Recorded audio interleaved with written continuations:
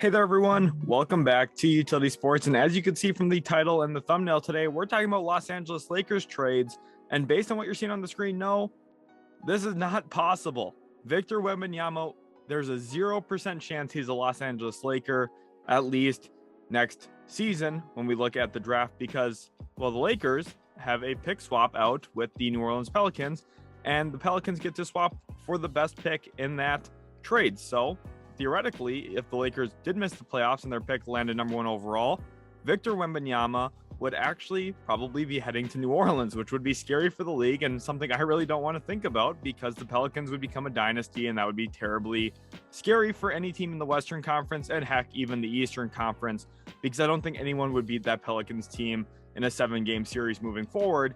But don't worry, that's not going to happen. And that's not the point of this video, but I did want to start with Wembanyama and Scoot Henderson. Don't forget to mention him as well, because I think those two players really do kind of change things here in the postseason and the push toward the postseason quite a bit. I think that some of these teams that, maybe are going to be shaping up to be 12th, 11th, 10th in the conference that they are in respectively, those teams are going to maybe push themselves out of the playoff race in order to maybe increase their odds at a shot at Victor Wembanyama. And also some of the teams at the bottom, look at the teams like the Spurs, the Jazz. There's going to be some teams in here that are trying to sell out, giving up some of their good players for maybe even lesser value than you would have originally anticipated in order to get a deal or a potential deal done in order to help them lose more right now, which would open up the doors to Victor Wembanyama landing with their team. So no, the Lakers have 0% chance at this guy in the middle, but I do think he does help the Lakers quite a bit this season, especially when it comes to the trade market. So the first trade I want to talk about comes with the San Antonio Spurs. And in all of these deals, Russell Westbrook is really the piece that's going to be moving from Los Angeles with a 2027 first and a 2029 first. Now, here in this deal with San Antonio, this one's a little tricky, and there's a few things to break down here. The Spurs are going to be giving up 4 players. And a lot of these deals, you're going to essentially see the Lakers having to reverse engineer what they did, what Rob Pelinka did when he traded with Washington, where he gave up, 4 good players for Russell Westbrook. He's going to try and reverse engineer that, but he's going to have to send out some draft picks to do so, which is why it's such a bad trade. The fact that he brought him in and gave up a first rounder to begin with, because now he has to go through and try and reverse that, which is going to be a tough task to do. But the Spurs are saying, hey, we want to be bad.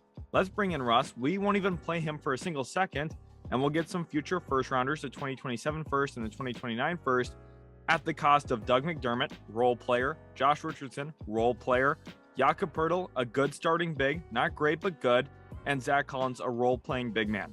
And you can see here, this would predict the Lakers to win 7 more games than they're currently slated to, and I tentatively agree with that. I think the fact that they would have a much more consistent rotation, especially when you look at their 4th through 7th best players, all 4 of these guys would instantly fill into those spots.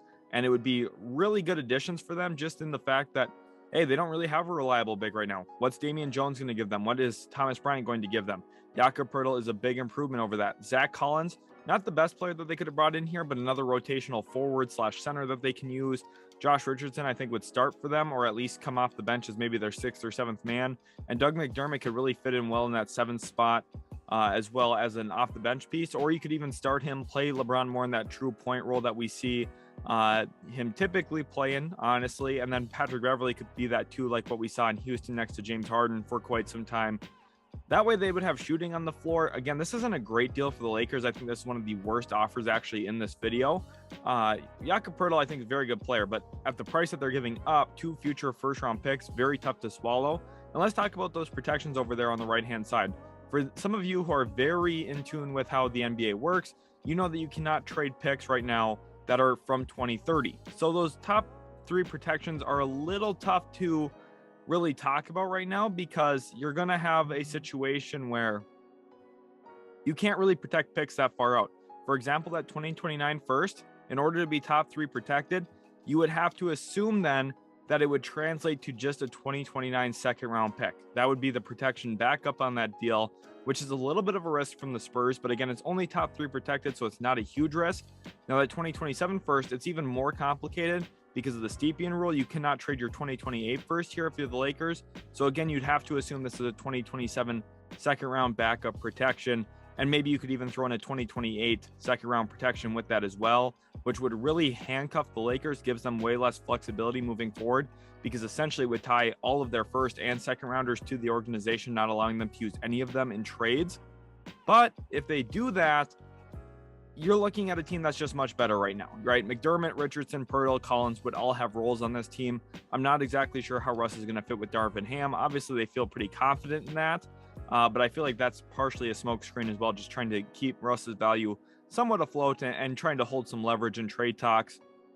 Ultimately, I think this deal would make the Lakers a lot better. It would give them a lot more depth, and these players are better natural fits next to LeBron and AD. But at the end of the day, you have to ask yourself, is it worth giving up two of those first? For me, I don't really believe so. And now let's get into a trade that pretty much everyone under the sun has talked about here. Looking at Myles Turner, Buddy Hield, and we're also throwing in TJ McConnell in this trade to the Los Angeles Lakers for Russell Westbrook and the 2027 first, 2029 first, completely unprotected. And now you ask yourself, why would this deal be the one that goes through if they haven't already agreed upon that trade?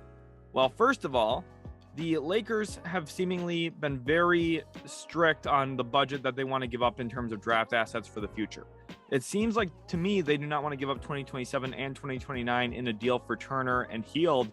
They also get McConnell here, which I do think helps fill out their backup point guard spot quite a bit. I think McConnell is actually a pretty solid player in today's league. A lot of people don't really respect his game as much as they should. He's a solid rotational guard, which for the Lakers, again, that's more important than any other team right now because they're so thin. They have so many contracts that are minimum level contracts, a lot of players that, to be frank, night in, night out, you don't really know what you're going to get from them. McConnell would bring a little bit of stability there on a longer term deal. And it costs you Russ, it costs you those two first round picks. Now, I think if this deal was going to happen, we would have seen it by now. For the Pacers, why would they be really willing to just let this deal go right now, maybe even for one first round pick? Well, let's say they start the year and maybe they're floating at 12th in the Eastern Conference or 11th, and they're saying, wow, we're kind of hurting our chances at Wembanyama or Scoot Henderson here because we're playing Turner, we're playing Hield, we're winning just a little bit more than we would like to be winning right now. Why don't we make that trade for Russ and then don't play him the rest of the season? We're going to play the young guys. We're going to play some guys from the G League team from Fort Wayne. We'll call them up from the Mad Ants and we'll let them go. And we're going to lose a lot.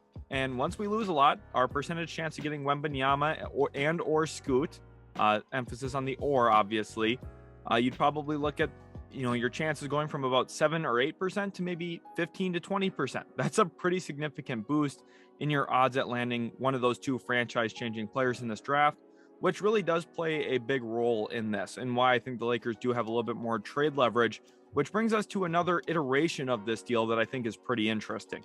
Again, it includes the Pacers and Lakers. I think those two teams are going to be mainstays in this discussion, but the Lakers here instead are including Golden State. And let's just say that the Warriors can't really find the chemistry that they had a year ago, and they're worried about Draymond Green and his desire for a new contract. Although I think this would be a mistake for Golden State, I could see this potentially playing out this way. And here in this deal, the Lakers would get Draymond Green and they would get Buddy Hield, who I think are two of the best, basically the best outcome they could arguably hope for at this point, getting rid of Russell Westbrook. If they can walk away with Draymond and Buddy Hield, you'd have to be really proud of their ability to get something done here. You would look at their team instantly being improved, where you'd probably see Beverly, Hield, LeBron, Draymond, AD being really their key five that they play consistently. And that's not a bad starting five. Now, Draymond Green's fit offensively with this Lakers team is a little subpar, in my opinion. I think a lot of the things that he does well with Golden State maybe doesn't work as neatly in LA just based on the personnel. But at the end of the day, he's still a really good player and defensively would really help them a ton. And the Warriors, this is a tough call for them. Again, I don't think that they should trade Draymond Green. I really do not believe that they should. Obviously, this is a tough situation right now with everything ongoing with Jordan Poole. And if Poole gives them an incentive of, hey, choose me or him, essentially, they would probably opt to keep Poole, which I know sounds crazy just with Draymond's track record, Defensive Player of the Year, 4-time champion. He's been a pivotal part of that team the last half decade to a decade now up to this point. Without him, it's hard to see this team being as good as they are, but this is one of the ways that maybe they could recover decently. You get TJ McConnell, who I think would be a really good fit in Golden State. Again, I don't want to make this video about TJ McConnell praise, but again, he's underrated, adds a mid-range element that they haven't had since Sean Livingston left. Or retired, I mean.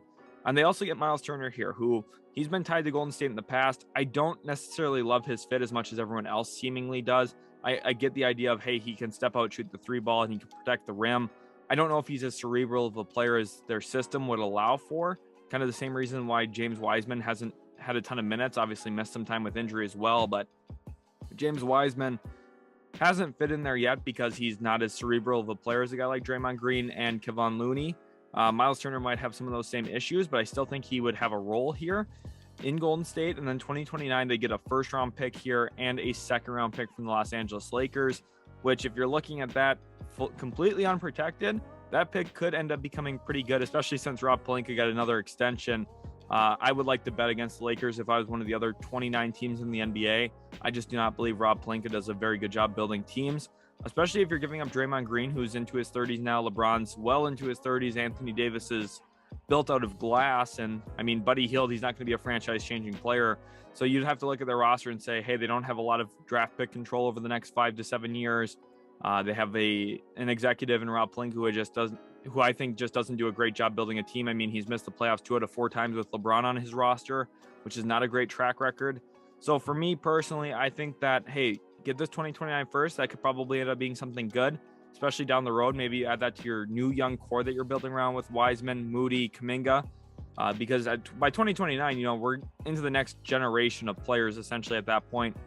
And the Pacers here, you get a little bit less. Russell Westbrook, 2027 first, 2027 second. So you might be saying, why would the Pacers take this one as opposed to the other one? Because maybe the Lakers aren't really willing to give up those 2 first rounders just for Buddy Hield and Myles Turner.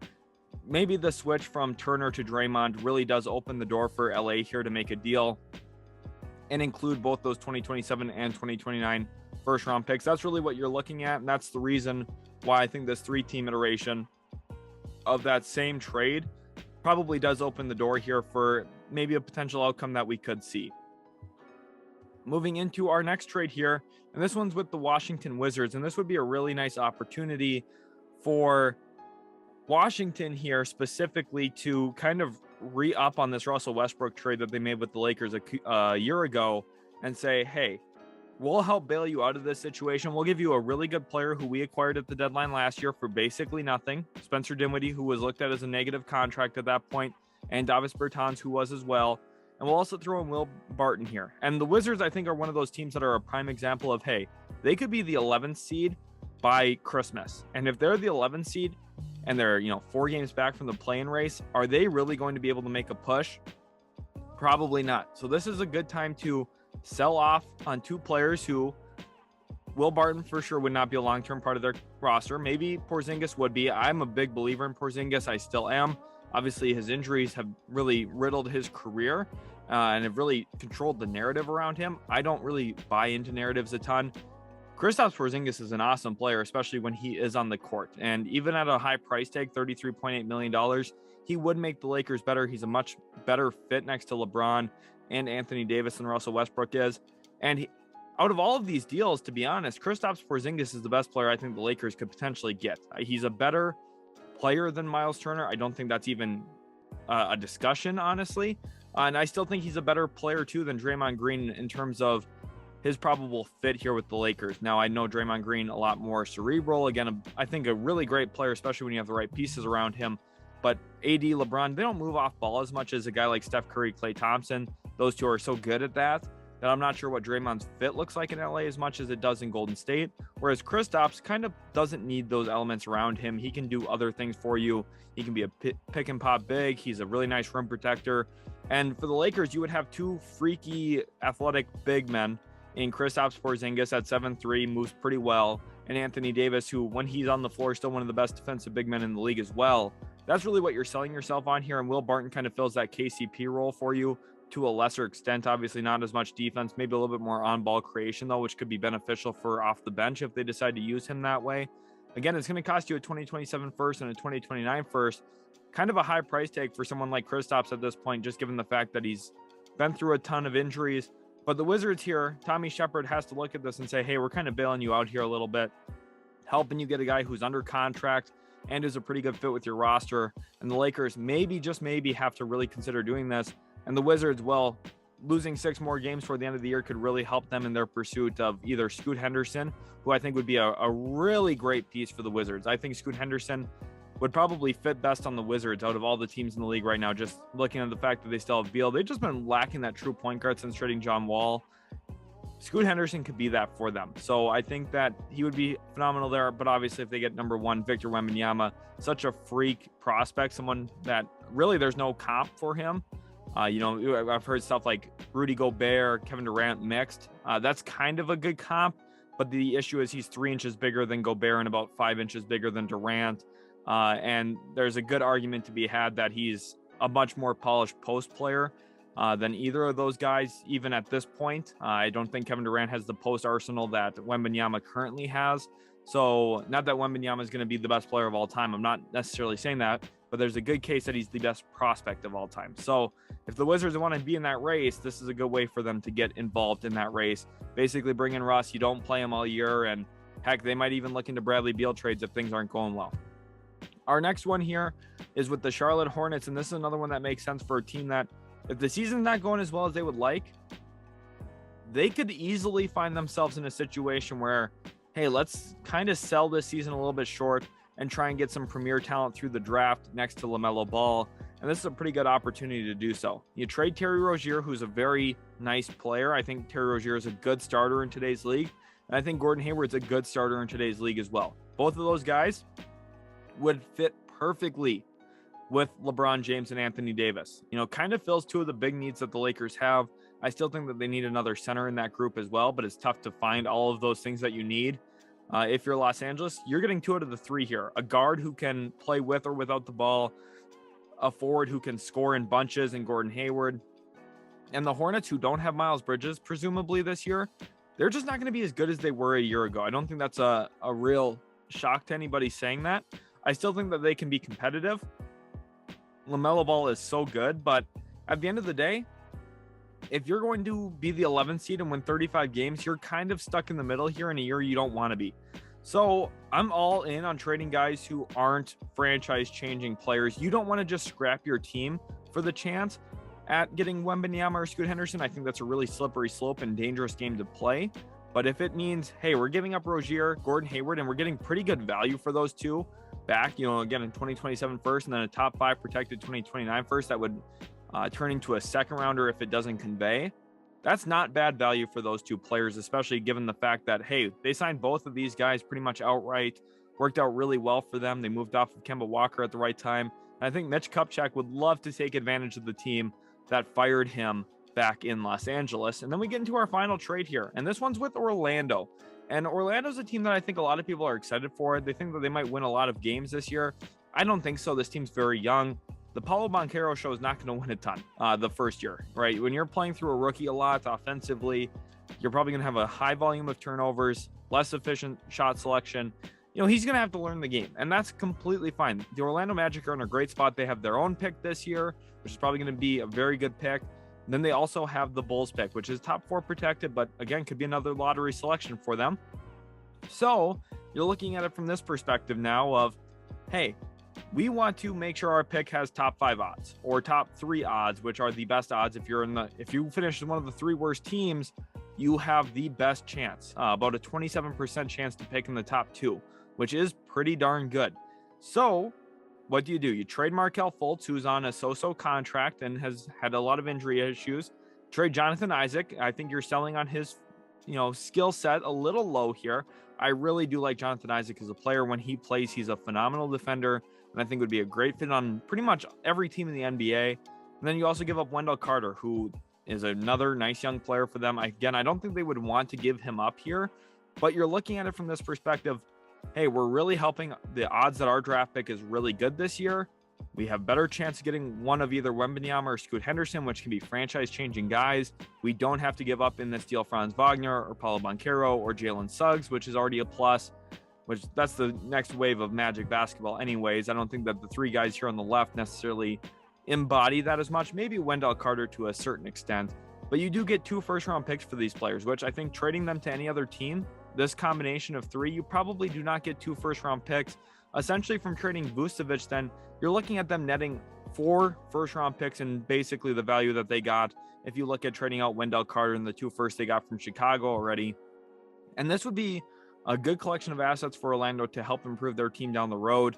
Russell Westbrook would not play a game with the Magic, as everyone would presume here. This team would be bad. They would lose a ton of games, and they would probably end up in a situation where, hey, we're going to look to compete for the draft. We're tanking in a way that is smart and calculated. We're not just throwing the season away, but we're making a move that nets us future assets and helps us also lose now, which I think still should be their goal. Give minutes to their young guys. Obviously giving up a collection of younger players here. Fultz, Isaac, Wendell Carter, all under the age of 27.